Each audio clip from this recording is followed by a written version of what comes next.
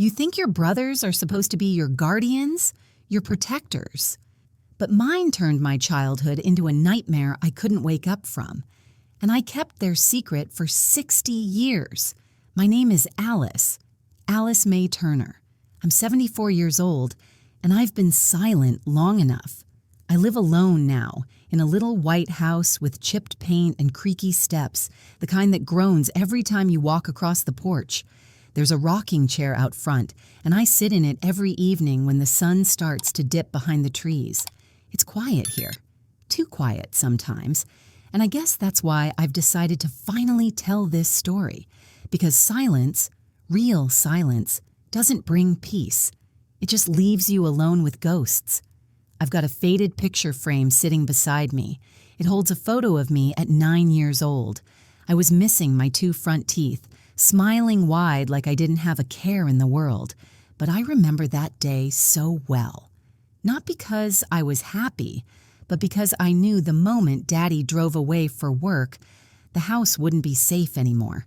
You see, people always say that family is where the heart is, that home is where you're safe. But for some of us, home is where the horror starts. Back then, no one talked about the kind of things that happened in the dark. You didn't question your brothers, you didn't accuse your own blood, and you sure as hell didn't say anything that might bring shame on the family name. So I didn't. I held it all in. I got good at pretending, at smiling in school photos and staying quiet at church. I learned how to hide bruises, how to keep secrets, how to split myself into pieces just to survive another day. I don't tell this now to point fingers. There's no one left to punish, and maybe that's the tragedy of it. But maybe there's someone out there, some little girl or some grown woman still carrying that same unbearable silence. And if this story finds you, I want you to know, I believe you, I do, and if you're hearing this, if you've made it to this part, please tell me in the comments where you're watching from.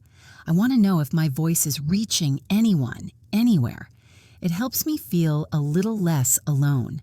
And if you can, like the video, subscribe to the channel.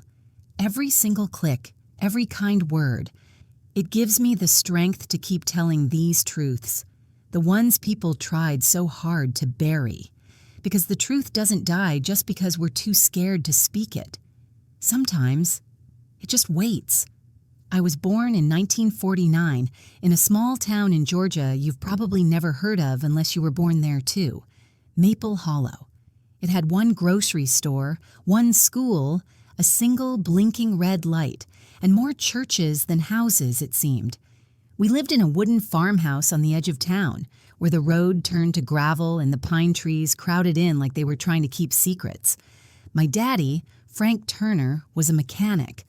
Hard hands, oil-stained fingers, and a voice like gravel. My mama, Lorraine, stayed home and made everything look easy, even when it wasn't. She cooked 3 meals a day, sewed our clothes, cleaned until her knuckles were red, and still managed to sing while hanging laundry. She had the prettiest voice you ever heard, like molasses and Sunday mornings. Then there were my brothers, Benjamin and Thomas. Benny was the oldest, 4 years above me. Tommy was only 2 years older. To the world, we looked like the picture-perfect family. Daddy worked hard, Mama kept the house shining, and the 3 kids played under the big oak tree out front.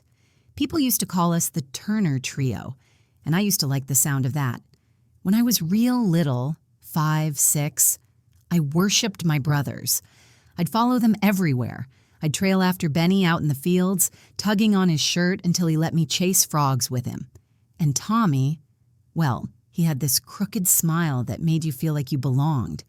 They made me laugh, protected me when other kids teased me at school, and sometimes even shared their candy. I slept in the small back bedroom with the pale pink wallpaper, the one Mama decorated with paper butterflies and hand-stitched curtains. My bed was right under the window, and every night I'd fall asleep to the sound of crickets and the soft rustling of pine needles. I used to believe the wind carried prayers, and I'd whisper mine into the night. God, please let tomorrow be just as good as today.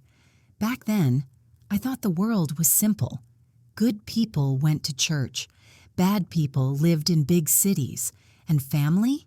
Family was everything. We weren't rich, but we had enough. Mama made cornbread stretch for days. We drank lemonade out of old mason jars and spent Sundays at the creek with ham sandwiches and sweet pickles. And even when money was tight, and it often was, we never talked about being poor. Because we had each other. At least, that's what I thought. Looking back, I can see the cracks now. The way Daddy's voice would drop when he'd been drinking. The long silences at dinner. The bruises Mama explained away as clumsiness, even though I never once saw her trip on anything. But when you're a child, you don't see patterns. You see moments. And sometimes, the moments are good enough to keep you blind. One of my clearest memories is of a night in early spring. I must have been around 7. I was lying in bed, the breeze lifting the curtain like a ghost's whisper, and I heard the front door creak open. Then quiet voices, footsteps, a laugh from Benny. Too loud for the hour. I peeked through the window and saw Daddy walking to his truck with his toolbox in hand. Late night repair call. That wasn't rare. He'd often be called out after dark to help someone whose car wouldn't start or whose tractor was acting up.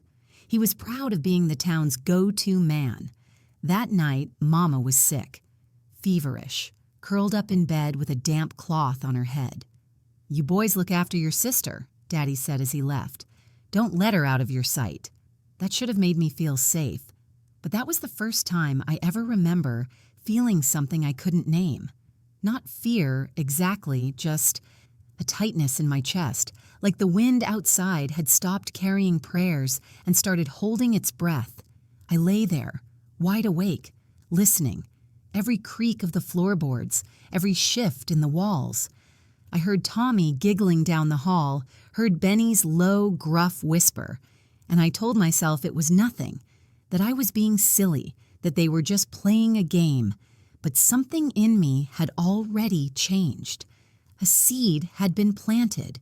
I wish I could say that night passed uneventfully, that we all woke up the next morning to pancakes and gospel music. But that wouldn't be the truth, and I've promised myself, and you, that I would only tell the truth here. That was the first night I stayed under my blanket until the sun came up. I didn't move. I didn't breathe too loudly. I just waited, like prey. And after that, even the good days felt different. After that night, something inside me shifted, but I didn't know how to name it. I was still too young to understand what I was feeling, but old enough to know it wasn't right. Benny started spending more time around me when Daddy wasn't home. At first, it didn't seem strange. He'd always been the leader, the big brother who taught me how to bait a hook or climb a fence. But now his eyes felt different when he looked at me. Hungrier. Too long. Too still. I remember once, I was sitting cross-legged on the porch, playing with my paper dolls. He came over and crouched next to me. "What are you doing?" he asked. I told him I was making a family. "That one your husband?" he said, pointing at one of the dolls. I giggled and said no, that was the dad. Then he leaned in, too close, and whispered, "Want to play house?" "I'll be the dad." I didn't understand. Not fully. But something about the way he said it made the hair on the back of my neck stand up. Mama called me inside a minute later, and I went fast. I remember clutching the doll so tightly it bent in my hand. Tommy was quieter than Benny. He followed his lead, always had. But he'd started copying him in strange ways. If Benny told me to sit in his lap, Tommy would watch. And then the next day, Tommy would try the same thing. Like it was a game they were both learning. Like I was a doll, not a sister. I tried telling Mama once. I didn't have the words, not really. I just said, "Mama, I don't like it when Benny makes me sit with him. He touches too much." She was stirring soup at the stove and barely looked up. "They're your brothers, baby," she said. "They just love you. It's normal for boys to roughhouse a bit." But it wasn't roughhousing. It was lingering hands.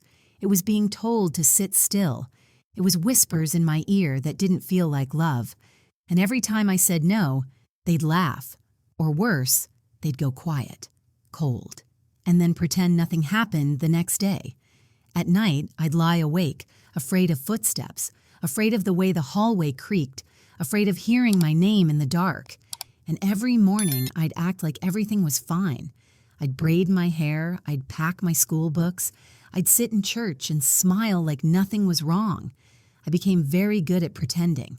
I remember a Sunday afternoon when Daddy had driven out to a friend's farm to fix a broken axle. Mama was napping on the couch. Benny and Tommy were in the backyard, and they called me out to help with the fort. I hesitated. I said I was busy. But Benny's voice changed. "Come now," he said. "That's the thing about fear. It doesn't always show up like panic. Sometimes it's quieter. Sometimes it's the way your stomach knots before your name is called. The way you instinctively keep your back to the wall. I didn't want to go, but I did. And they weren't building a fort. They never were. They made me sit between them, told me to close my eyes, said it was a surprise. I don't remember everything about what happened that day, and that's something I've had to make peace with.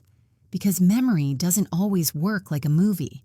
Sometimes it's flashes, a smell, a breath on your skin, the sound of a zipper. Afterward, I ran to the bathroom and scrubbed my arms until they were raw. I was 8 years old. That was the day I stopped looking people in the eyes.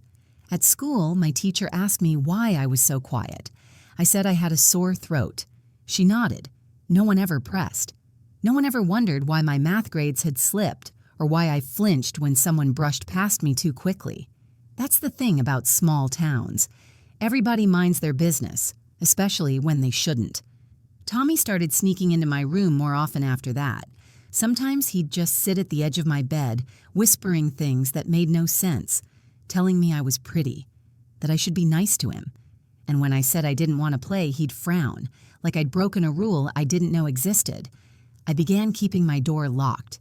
I wedged an old wooden chair under the knob every night. It never really worked. The lock on that door was barely more than a joke, but it gave me the illusion of safety, and sometimes illusions are all you have. I remember one night waking up to Benny standing in my doorway, just watching me. He didn't say a word, just stared. I pulled the blanket up to my chin and squeezed my eyes shut. When I opened them, he was gone. I told myself I dreamed it, but I knew I hadn't. By 9, I'd learned how to be invisible in my own house, how to move quietly, how to shrink myself so maybe, just maybe, they'd forget I was there. But they never did, and I began to understand something that took me years to say out loud. I was not safe, not in my room, not in the backyard, not even in my own body.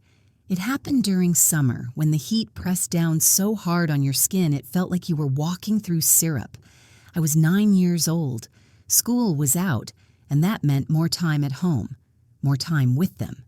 Daddy had picked up extra work that season. Everyone in town needed repairs on their tractors before harvest, and he was never one to say no to a job. So he'd leave early and come back late. Dust on his clothes, grease on his hands, too tired to do much but eat and sleep. Mama was slipping away too. I didn't understand it then, but now I know what depression looks like. She was always tired, always lying down, always saying, "Not now, baby. Mama needs to rest." I'd bring her water or try to brush her hair, but her eyes had gone somewhere else, like the light inside her had dimmed, and no one noticed but me. So I was alone, really alone. That day started like any other. Toast for breakfast, Benny and Tommy teasing each other over who got the last slice. Mama sat by the window, not eating, just staring out toward the fields like she was waiting for someone who never came. Daddy had already left. I watched his truck disappear down the dirt road and felt my stomach twist. Later that morning, Benny said he wanted to show me something in the barn. I said no. I said I was reading. He grabbed the book from my hands and laughed. "Come on, don't be a baby." Tommy stood behind him, nodding, always nodding. I remember the way the sunlight poured through the slats in the barn, dust floating in the air like gold. It would have been beautiful if I hadn't known what was coming. They told me to sit down on a hay bale. I didn't want to. Benny pushed me, hard. I remember falling back, the scratch of straw against my arms. I remember Tommy closing the barn door. I remember the way the sound changed, like the world had gone quiet except for their voices. And then, it happened. I won't describe every detail, not because I can't remember, but because I don't want to relive it more than I already do. What I will tell you is this. I begged. I cried. I screamed at first until I realized no one was going to hear me. No one was going to come. When it was over, I lay there, staring at the rafters, and I felt like I had left my body, like I had floated somewhere above it all, just watching a girl who used to be me. They laughed, said not to tell, said no one would believe me, said it was my fault for being so pretty. That word stuck in my throat like a bone. I stumbled back to the house hours later. My dress was torn. My knees were scraped. My lips were swollen from crying. Mama didn't see me. She was still at the window, still staring at the road. I went into the bathroom, locked the door, and sat on the floor for a long time. I pulled my dress over my knees and rocked back and forth. I didn't feel like a person anymore. I felt like something hollowed out and thrown away. That night, I didn't sleep. I just lay in bed, staring at the ceiling, flinching at every sound. I thought about running away, but I was 9. Where would I go? Who would believe me? If Mama couldn't see me when I was standing right in front of her, who else could I possibly turn to? The next morning at church, I wore a long-sleeved dress to hide the bruises on my arms. I sat between Benny and Tommy in the pew like nothing was wrong. We sang hymns. I watched them bow their heads in prayer, and I wondered if God was watching, if he cared. After service, Miss Ruth, one of the church ladies, knelt beside me and said, "You look pale, sweetheart. You all right?" I wanted to tell her. I really did, but Benny was right behind her, staring at me, smiling, so I just nodded. That's when I learned how deep silence can go, how it buries itself inside your bones. I didn't talk to anyone about what happened, not then, not for decades. Instead, I went quiet.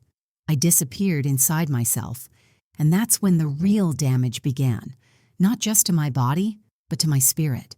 I stopped playing with dolls. I stopped running through the fields. I stopped laughing.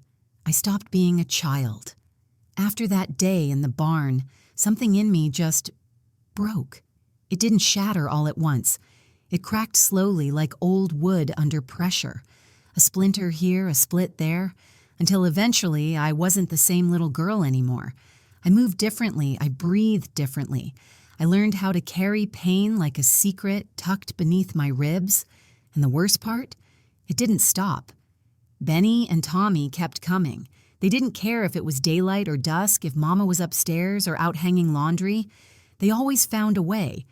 Sometimes they took turns. Sometimes they worked together, like it was a game, something they planned and whispered about behind closed doors.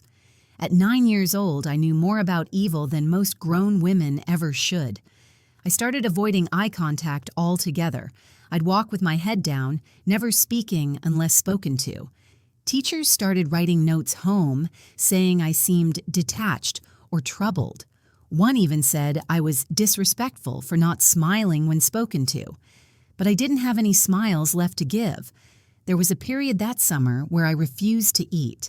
Not out of rebellion. I wasn't brave enough for that. It was just that food didn't make sense anymore. What was the point of growing, of staying healthy, when my body didn't even feel like mine? Mama noticed. She said, "You'll waste away, Alice." But there was no tenderness in it, just annoyance. Daddy scolded me one night when I pushed my plate away. "You're not going to be a burden on your mama," he barked, like I was just another chore that needed managing.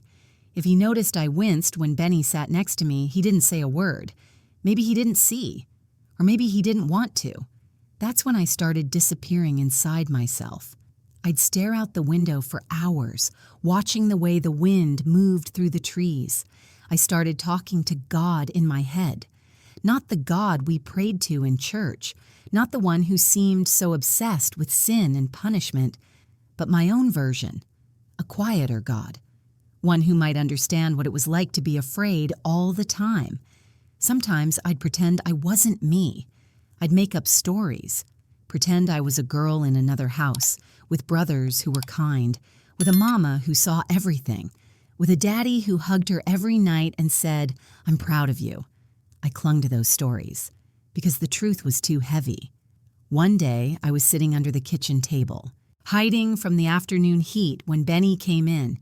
He knelt down and crawled under the table with me, that awful grin on his face.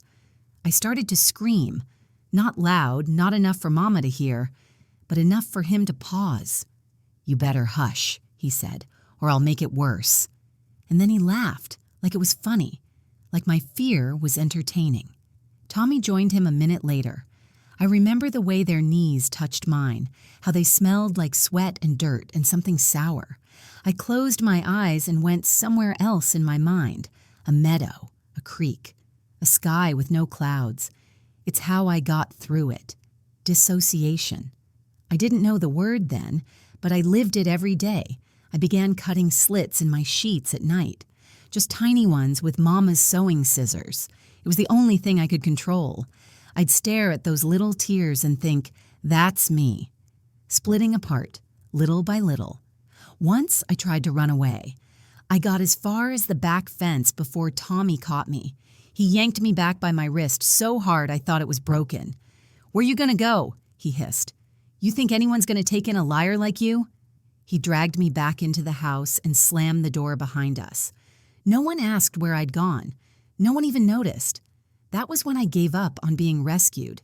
I started pretending I was invisible. I stopped brushing my hair, stopped speaking unless I had to.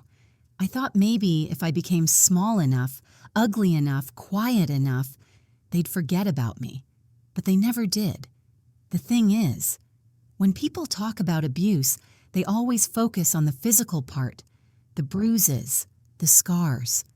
But the real damage happens in the silence, in the empty spaces where your voice used to be, in the hollowing out of your own identity.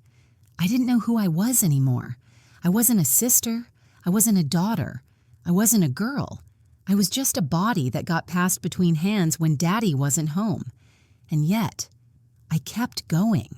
I don't know how. Maybe it was the little sliver of defiance left in me. Maybe it was that quiet God I prayed to at night, or maybe it was the deep belief that someday, somehow, I would get out. But in that house, in those years, survival wasn't living. It was enduring. I didn't know it then, but the day my body changed was the day everything else did too. I was 10 years old when I first started feeling sick, dizzy in the mornings, nauseous at the smell of eggs. At first I thought it was just stress. The constant fear, the shame, the secret I carried like a boulder strapped to my back. But then my stomach started to swell little by little. My dresses stopped fitting right. My chest ached. I didn't know what was happening to me. I thought I was dying. One night, I lay in bed pressing my palms to my stomach, trying to flatten it, trying to push back whatever was growing inside me. I was crying so hard my teeth rattled. I remember whispering, "Please, God, don't let it be what I think it is." But in my bones, I already knew. I was pregnant, at 10 years old. I didn't know which one of them did it. Benny? Tommy? Both? They came together so often, sometimes I couldn't tell where one ended and the other began. It didn't matter. The sickness was inside me, no matter whose it was. I tried to tell Mama. It was a Wednesday afternoon. She was folding laundry at the table, her face drawn and pale, her fingers moving mechanically. I stood there for what felt like forever, heart pounding so loud I thought she could hear it in her ears. "Mama," I whispered. She looked up, startled. I never talked anymore, and we both knew it. "What is it, Alice?" "I think something's wrong with me, my belly. It's growing." She stared at me for a long time. Too long. Then her eyes dropped to my stomach. I wasn't showing much, but enough for her to see. She went quiet. Then she stood, walked past me, and disappeared into the bedroom. She didn't say another word. Not that day. Not the next. After that, I never saw her look me in the eyes again. She must have known. I think she always knew. But knowing meant doing something about it. And doing something meant risking everything. Her reputation, her marriage, her sons. So she did nothing. And that, in some ways, was worse than all the rest. I started bleeding a few weeks later. Heavy. Painful. I locked myself in the bathroom for hours, stuffing rags into my underwear, clutching my stomach, sobbing into a towel. I thought I was dying for real this time. But it wasn't death. It was loss. I miscarried alone, in that dusty bathroom, with no one to hold my hand, no one to tell me it wasn't my fault. I flushed everything away and scrubbed the tub with bleach until my knuckles bled. I didn't tell a soul. Not Mama, not Daddy, not even God. After that, something inside me turned to ash. I wasn't afraid anymore. I was numb, not brave, just gone. A ghost walking through a house full of people pretending nothing was wrong. The worst part was school. Everyone thought I was acting out. One teacher called me defiant. Another wrote in my report card that I lacked focus and grace. Grace. As if I was supposed to float through life like a ballerina while bleeding out pieces of my soul every night. One day, in the schoolyard, a girl named Ruthie leaned over and whispered, "You walk funny, Alice. You gotta stick up your butt or something?" She laughed. Her friends laughed. And I just stood there, silent, humiliated, burning inside with something too old for my 10-year-old body to carry. Nobody asked me if I was okay. Nobody ever does when you're quiet. They just assume the silence is your personality, not your prison. Tommy got bolder after the miscarriage. I think he thought it meant I was safe again. He'd come into my room when everyone was asleep, whisper things I still hear when I close my eyes. Sometimes I'd pretend to be dead, completely still. No breath, no movement. It didn't stop him.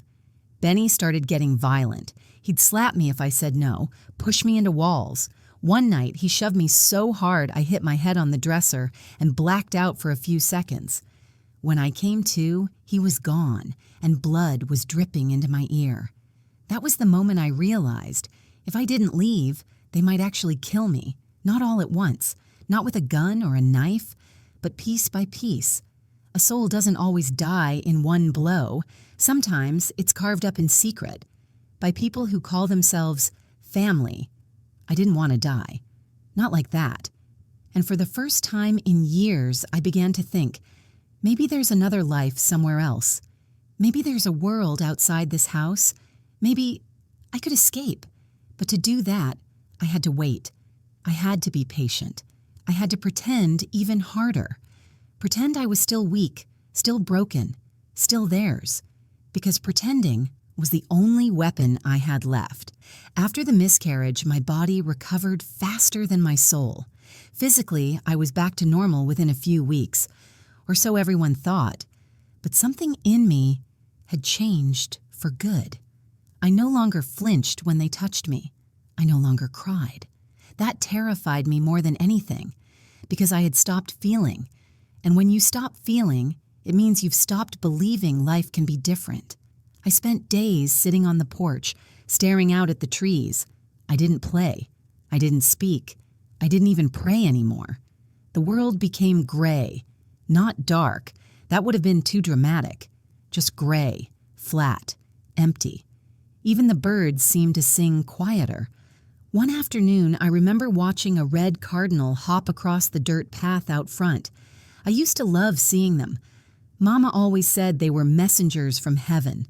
But that day, I watched it without any sense of wonder. It could have been a rock or a paper bag. I didn't care. I couldn't care. That's what people don't understand about trauma. It's not always loud. It's not always screaming or running or sobbing. Sometimes it's just silence. A dead silence that sits on your chest like a boulder. And still, the abuse continued. Benny, Tommy, like clockwork. But I wasn't even there anymore. I was somewhere else. Somewhere far away where they couldn't touch me. I'd stare at the ceiling or the floor or the cracked mirror in the hallway, and I'd imagine being anyone else, anywhere else. Then one night, something snapped. Benny came into my room. I don't even remember what he said. I just remember his hand, the way it grabbed my arm, tight, too tight. And I looked at him and I realized he was never going to stop, not until I was gone, not until I was nothing but bones in that house. He pushed me down, started his routine, but this time I didn't freeze. I screamed. I screamed so loud it shook the walls, so loud I scared myself. My throat burned, my chest heaved, and I didn't stop. I screamed until I had no breath left in me, until the air felt like fire. He slapped me, hard, tried to shut me up. But I kept going. Mama came running. She stood in the doorway, eyes wide, mouth open, and I thought, this is it. She's going to see. She's going to save me. But she didn't. She stood there, frozen, and then she turned around and walked away. I never screamed again. That night, I curled up on the floor of my closet and didn't move until sunrise. My cheek was swollen, my lip was split. But I didn't feel the pain. I felt something worse, the knowledge that I was completely and utterly alone. That was the collapse, the moment when I realized no one was coming, no adult, no teacher, no preacher, no God, only me. And that's when something unexpected happened. Not rage, not despair, resolve. I decided I would live, not for them, not for vengeance, but for me, for the girl I used to be, the one who loved dolls and caught fireflies and whispered prayers into the wind. I didn't know how, I didn't know when, but I made myself a promise that night. If I survive this house, I will never come back. It wasn't a dramatic vow. I didn't say it out loud. I didn't cry while making it. I just decided, quietly, steadily. And from that moment on, everything I did had one goal: escape. I started watching the adults, noticing patterns. When Mama left for errands, when Daddy came home, how long he'd stay at the diner. I listened. I observed. I stored every detail like gold. I also started saving. Whenever Daddy gave me change for the store, I'd pocket a nickel or two, hide it under the loose floorboard in the closet. I found an old biscuit tin, lined it with a rag, and filled it with whatever I could. Coins, a pencil stub, a folded-up map I'd found in an old glove box. It wasn't much, but it was something. And most importantly, I stopped letting them see my fear. I still played the part, the silent girl, the obedient sister. But inside, I was planning, quietly, carefully. Because if they ever knew I was thinking of leaving, they'd lock every door, nail the windows shut, maybe worse. So I played dumb, I played small. But I was alive again. Barely, but alive. And that was the first step. After I made that promise to myself, that I'd leave and never come back, everything changed. Outwardly, I stayed the same. I still walked with my eyes on the ground, still nodded when spoken to, still cleaned my plate at dinner. But inside, I was building something, a blueprint for freedom, brick by brick, thought by thought.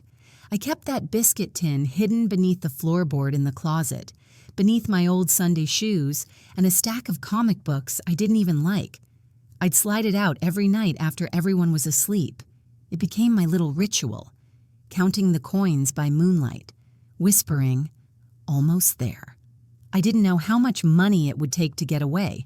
I didn't know where I'd go. I didn't even know if a bus would take me or if a stranger would help. But I knew I needed to be ready. One afternoon, I went with Mama to town. She was picking up flour and lard from the general store, and I wandered over to the bulletin board outside. That's when I saw it. A flyer for the county fair. It was coming to the next town over in 3 weeks. There was a map on it. I traced the road with my finger. It looked close. Walkable. That night, I memorized every line of that flyer. I tucked the date in the back of my mind like a secret prayer. The fair meant noise, crowds, movement. It meant people wouldn't be watching as closely, and it might be the perfect time to disappear. But first, I needed supplies. So I began sneaking things. A granola bar here, a small water bottle from the kitchen there. I hid them in the attic, where nobody ever went except Daddy during Christmas. I wrapped everything in an old scarf and kept it behind a stack of dusty magazines. It felt like building an ark, preparing for a flood no one else could see coming. And then, something happened I didn't expect. Kindness. It came from the most ordinary place. A new girl at school named Marie. She had big teeth, frizzy hair, and a laugh that filled a room like sunshine. On her first day, the teacher sat her next to me. I figured she'd ignore me like everyone else did, but she didn't. "Hi," she said. "I'm Marie. You want to be friends?" I didn't answer. She grinned anyway. "You look like you need one." And somehow, she stayed. She brought me an extra cookie at lunch. She defended me when the other girls whispered. She once gave me a bracelet made of string and said, "Wear it when you feel scared. It's your shield." I didn't know how to be her friend. I didn't know how to trust anyone. But I wore that bracelet like armor. It made me feel like maybe, just maybe, the world wasn't all poison. One day she asked, "Why don't you ever come to sleepovers?" I shrugged. She didn't push, but she knew. Sometimes she'd slip me folded notes in class, little doodles of flowers or stick figures holding hands. Nothing big, but they reminded me that not everyone was cruel. Not everyone looked away. Marie never knew what she did for me, but she was the reason I believed I could make it out and still find good people on the other side. As the day of the fair crept closer, I grew more careful. I made sure not to act suspicious. I cleaned more, laughed at Tommy's jokes, let Benny ruffle my hair without flinching. Every night I prayed to the quiet God I used to talk to as a girl. Please, let me make it. Let me go. I planned my route over and over, from our house through the woods past the Miller farm and across the old tracks to Route 12. From there, it was 5 miles to the fairgrounds. I'd leave before sunrise when everyone was asleep and the world was still soft with morning light. The night before I left, I wrote a note. Just one sentence. "I'm not coming back." I didn't sign it. I didn't explain. What was there to say? I folded it and left it under my pillow. Then I packed my scarf bundle, kissed the corner of the closet where I'd hidden so many nights, and curled up fully dressed in bed, eyes wide open. I didn't sleep. I just waited. The morning before the fair, I woke up to shouting. Daddy's voice thundered through the house like a summer storm. I peeked out my bedroom door and saw him towering over Tommy in the kitchen, belt in hand, red in the face. Something about a broken part he needed and a lie Tommy had told. It didn't matter. Nothing ever mattered in those fights except that someone bled for Daddy's anger. Tommy winced, curled up like a kicked dog. I should have felt something. Fear, pity, relief that it wasn't me. But I felt nothing, just cold calculation. I noted the time. 6:15 a.m. Daddy was angry enough to head out early. Mama would cry all morning and retreat to her bedroom. The boys would scatter. It would leave me just enough space. That night, I didn't eat dinner. Said I felt sick. No one noticed. But I knew something was coming. There's a stillness before the final blow. A silence that hums just under the surface, like the whole world is holding its breath. That's what the air felt like. Tight, tense, heavy with something unseen. I was in my room pretending to read when the door creaked open. Benny. His eyes were bloodshot and I could smell liquor on his breath. "We haven't had time together in a while," he said, smiling like it was a joke. "You miss me." I froze. "No," I whispered. He walked in anyway. That was the final straw. He came toward me and something in me erupted. Not fear, not helplessness. Rage. It was like all the years of silence, all the swallowed screams, all the bruises and nightmares. It all rose to the surface in one tidal wave. "Get out," I said. He laughed. "You forget who makes the rules around here?" And then I did something I had never done before. I hit him. Hard. My hand flew without thinking, an open palm across his cheek that snapped his head to the side. He turned to me slowly, stunned, and for the first time in years. He looked afraid. I didn't wait for what came next. I bolted past him, down the hallway, out the back door. I didn't stop. I ran until my lungs screamed, until the house disappeared behind the trees. I ran toward the old tool shed and climbed up into the rafters, the hiding spot Tommy had once dared me to use when we were little. I stayed there until the stars came out. I knew then I couldn't wait for morning. If I stayed one more night, they'd kill me. Maybe not with a knife or a fist, but in pieces, like they'd been doing for years. So I climbed down, heart pounding, hands trembling, and crept back to the house like a ghost. I moved silent through the grass, around the porch, into the back room. Everyone was asleep, or pretending to be. The house was dark and thick with heat. I didn't breathe. I slipped into my room, grabbed the scarf bundle, and pulled the floorboard up one last time. The biscuit tin was still there, cold, metal, hopeful. I shoved it deep into the bundle and tied it shut. Then I left, no shoes, no flashlight, just my feet, my fear, and a single thought running like a drumbeat in my head. Go, go, go.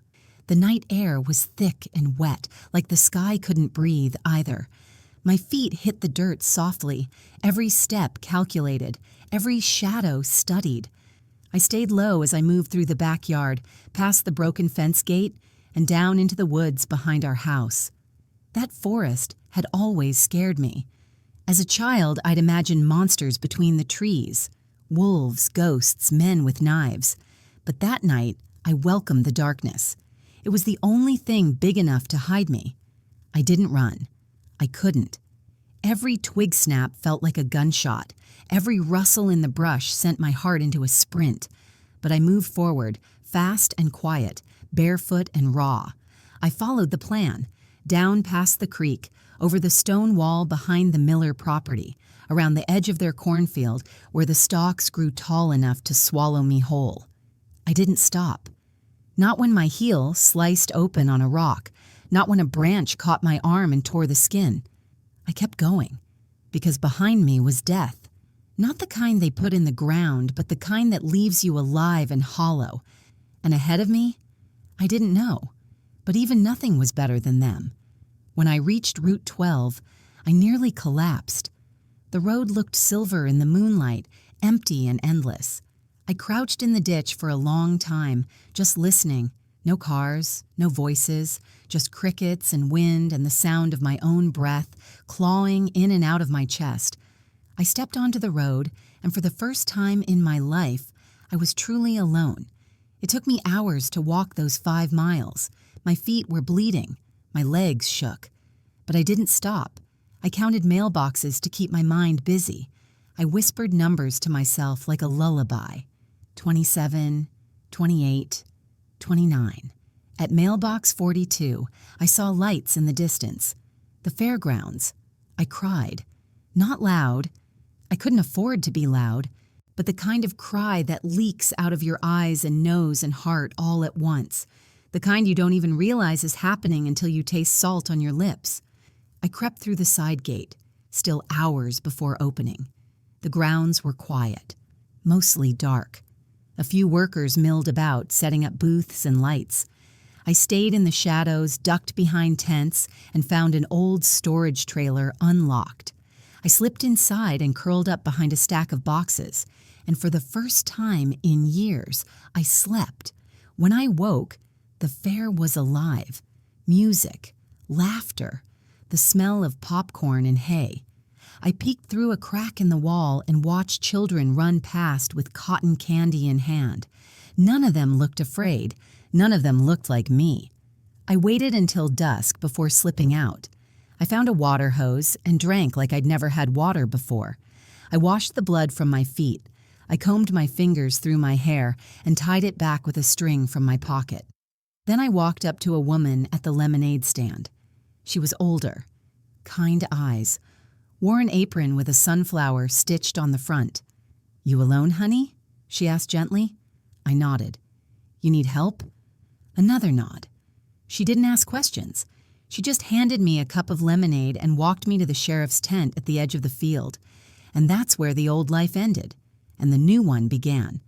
The sheriff's office didn't know what to make of me. I was filthy, barefoot, bleeding from my feet, and I wouldn't say much, just my name, my age, and that I couldn't go back home. They asked questions. I didn't answer. Not because I couldn't, but because the words hurt too much. How'd you get hurt, sweetheart? Did someone do this to you? Where's your mama? I just stared at the floor. Eventually, they stopped asking. They put me in a room with a thin blanket and a peanut butter sandwich. I ate it slowly, like it might be my last. I held the blanket close, even though the room wasn't cold. I don't remember falling asleep, but I remember waking up and realizing I was still alive. And for the first time in years, I didn't dread the morning. A social worker named Helen came the next day. She was tall and thin, wore her hair in a tight bun, and spoke softly, like I might break if she raised her voice. "I'm here to help you," she said. I didn't believe her, but I nodded anyway. They placed me in a foster home that same week, a small house on the other side of the county with an older couple who couldn't have children of their own. The woman, Mrs. Rayburn, had kind hands and a voice like a lullaby. She didn't ask what had happened to me. She just brought me tea with honey and gave me space. The first night, she left the door open when I went to bed. "Just so you know you're not trapped," she whispered. I cried myself to sleep, not from fear, but from something close to gratitude. In school, I started over with a new last name. No one knew where I came from, and I didn't tell them. I kept to myself, always in the back row, always watching. But I was safe, and that safety, that simple, boring, beautiful safety, was enough. I learned to read again without trembling. I learned how to look people in the eyes again. I even learned to laugh, carefully at first, quietly, then louder. Over time, it began to feel real, but I never told anyone. Not about the barn, not about the baby, not about Mama standing in the hallway doing nothing. I buried it all so deep, it almost felt like someone else's story. Like a nightmare I had once, blurry around the edges, but sharp enough to leave a scar. Mrs. Rayburn asked once, "Do you have family, honey?" I shook my head. "They're gone." She didn't ask again. When I turned 16, I got a job at a diner, wore a uniform, served coffee to truckers, saved every penny. I rented a room above a laundromat. It wasn't much, just a bed, a window, and a chipped mirror. But it was mine. I never told anyone how old I really was. I looked older than I was, and no one asked for proof. Maybe they saw something in my eyes. Maybe they saw the weight I carried and figured, this girl has lived enough for 3 lifetimes, and they weren't wrong. I made up a story about my past, said my parents died in a car accident, said I didn't have any siblings. It was easier that way. People pity orphans, they don't question them, they don't press. I kept to myself, worked hard, kept my nose down and my head up, and the years passed. It's strange how quickly time slips away once you're free. One minute you're 16, staring at the stars through a dusty window. The next you're 22, with your name on a mailbox and a coffee pot that belongs to you. But even then, I never let go of the silence. I wore it like a second skin. It kept me safe. It kept the memories locked away. Because I believed, I had to believe, that the only way to build a life was to bury the one I left behind. I met James when I was 24. He came into the diner every Sunday morning, always sat at the far end of the counter, always ordered black coffee and grits. He wore a pressed shirt even on the weekends and had the kind of voice that made you slow down when you listened. Steady, warm, respectful. He never flirted, never stared. He just smiled and called me ma'am, even though we were the same age. The first time he asked for my name, I hesitated. "Alice," I said finally. Not the name I'd been using, not the name on my work badge, but the name I was born with, the one that had lived buried under years of silence. He blinked once, then smiled. "Nice to meet you, Alice." It wasn't a grand romance. No flowers, no poems, just kindness, consistency. A man who didn't ask for too much, didn't push past my walls. He walked me home one night, stopped 2 feet from the door and said, "I'd like to see you again if that's all right." I said yes, and I meant it. We dated slowly. Months passed before I let him hold my hand, nearly a year before I let him see me cry. I didn't tell him about the things that happened. Not then. Not fully, but I think he knew. Not the details, but the shape of the wound. He once told me, "You carry silence like a shield," and he was right. Still, James never tried to take it from me. He just stood beside me when it was too heavy to carry alone. We got married in a courthouse on a rainy Tuesday morning. No guests, no white dress, just a quiet promise and 2 trembling hands. I didn't wear a veil. I didn't want anything that reminded me of the wedding I never agreed to, the one that happened in a barn when I was 9, in silence and blood. We moved into a small house at the edge of town with a porch swing and a dog named Max. I planted sunflowers in the yard. I bought a rocking chair with my first tax return. I started sleeping through the night. But the past doesn't disappear. It waits. It crept back on anniversaries. Of the night I ran, the day I bled, on birthdays that never were. It came back in dreams, in the face of a stranger who looked too much like Benny, in the sound of someone yelling in the street. Sometimes I'd wake up gasping, drenched in sweat, gripping the sheets like they were the only thing keeping me tethered to the earth. James would hold me without asking questions, just rest his hand on my back until the storm passed. One day, years later, I was cleaning out an old drawer and found the string bracelet Marie had given me in school, the one she called my shield. It was frayed, faded, nearly falling apart, but when I touched it, something cracked open inside me. I sat on the floor and cried for hours, cried for Marie, for Mama, for the baby I lost, for the girl I used to be, and the girl I never got to become. That night, I told James the truth. Not everything, but enough. He didn't say, "I'm sorry." He didn't say, "Why didn't you tell me sooner?" He just listened, and when I was done, he kissed my forehead and whispered, "You're still here. That's what matters." And for the first time in my life, I believed that might be true. But even after that, I kept most of the story to myself, because some wounds aren't for explaining. Some wounds are just for surviving.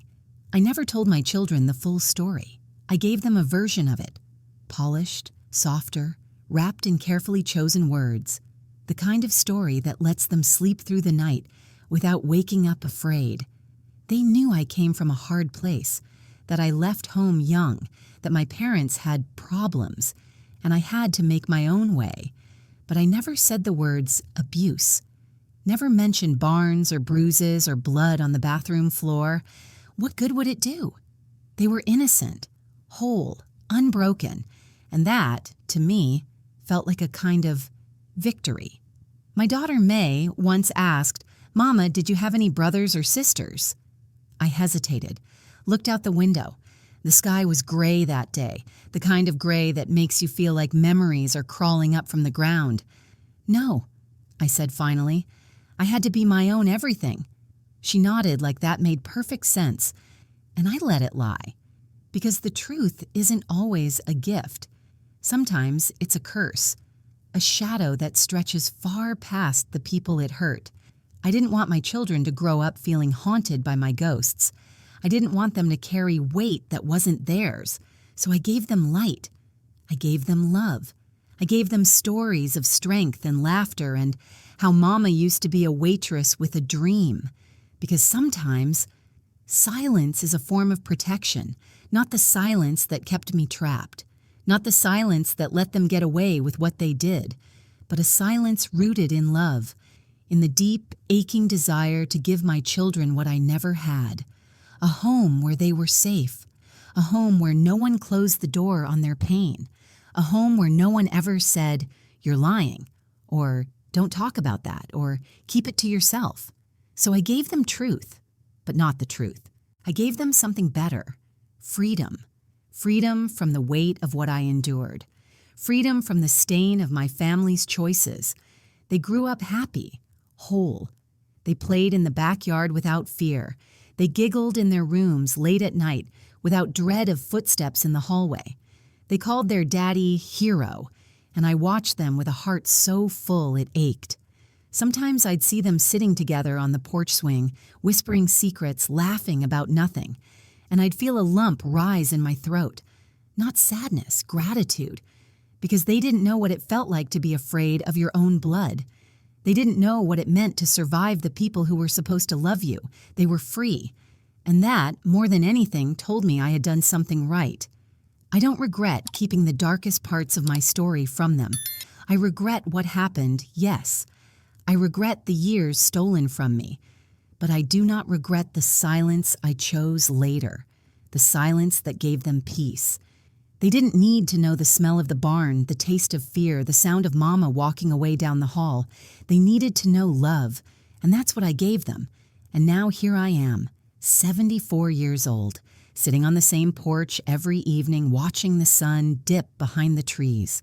I rock in this old chair with a blanket across my knees, a cup of tea gone cold beside me, and silence that no longer scares me. It's strange how long I carried this story like a stone in my chest. Heavy, private, too dangerous to share. But the older I get, the more I understand something I wish I'd known back then. You don't have to bleed to prove you survived. Sometimes just sitting here, breathing, remembering, rocking through the evening light, that's proof enough. For a long time, I thought survival meant forgetting, burying the past deep down, locking it in some dark corner of my mind and pretending it never happened. And for a while, that worked. I built a life, a good one I was proud of. But silence isn't the same thing as healing. Silence was how I stayed safe. But healing comes from truth. And that's why I'm telling you this now. Because there are people out there, girls, women, maybe even someone watching this video right now, who are carrying the same weight I did, who learned how to smile while bleeding, who learned how to keep secrets so well, they forgot they ever had a voice at all. This story is for you. It's not easy to say these words out loud. Even now, all these years later, there's a part of me that still wants to protect them. Benny, Tommy, even Mama. That sounds crazy, doesn't it? But it's not about them. It's about me. It's about the girl I was, the one who used to whisper prayers into the wind, the one who split herself into pieces just to survive, the one who ran barefoot down Route 12 with a bleeding heel and a scarf full of hope. She deserves to be heard. She deserves to be remembered. And so do you. If you're listening to me now, if you're hearing my voice, please tell me in the comments where you're from. I want to know if this story is reaching far, if there are people across the world who understand. It helps me feel less alone. And if you can, give this video a like, subscribe. Every click, every kind word gives me the strength to keep speaking truths that too many still try to bury. Because silence can be love. But truth is freedom.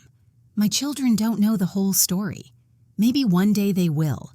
Maybe one day I'll print out this video, this transcript, and leave it in a drawer for them to find after I'm gone. But for now, I'm content knowing they're safe, knowing the cycle ended with me. That's what survival really means. Not just escaping the fire, but refusing to pass the match to the next generation. I still dream about the barn sometimes. I still wake up with the sheets tangled around me like ropes. But the difference is, I don't wake up afraid anymore. I wake up remembering. And remembering is a kind of power, too. Sometimes I sit out here and talk to God again. Not the church God. Not the one who stayed silent when I needed him most. But the quiet one. The one I spoke to through the window when I was 9. The one who held my hand when no one else could see. I tell him thank you. Not for what happened, but for the fact that I'm still here. Because I survived. And not just by escaping, but by living, loving, raising children who never had to hide in closets, grandchildren who don't flinch when someone raises their voice, a husband who held my secrets without trying to fix me. That's the life I built, out of ruins, out of ash. And if I could do that, so can you. You watching this, wherever you are. If you're carrying something you've never spoken out loud, something heavy and raw and terrifying, I want you to know you are not alone. I believe you, and I love you, even if I don't know your name. even if we never meet, because when you've lived through hell, every survivor becomes your sister. And from one sister to another, you made it. Maybe not all the way, maybe not perfectly, but you're here. And that's enough, more than enough. So take your time. Speak when you're ready. Cry when you need to. Scream if you must, or don't. Just sit with the truth until it doesn't burn as much. And know this, you are not what they did to you. You are what you've done in spite of them. And me? I'm just an old woman on a porch. But I hope, with everything in me, that my words reach you like that red cardinal in the woods once reached me. A sign, a voice, a reminder. You are seen, you are loved, and you are still becoming, even now.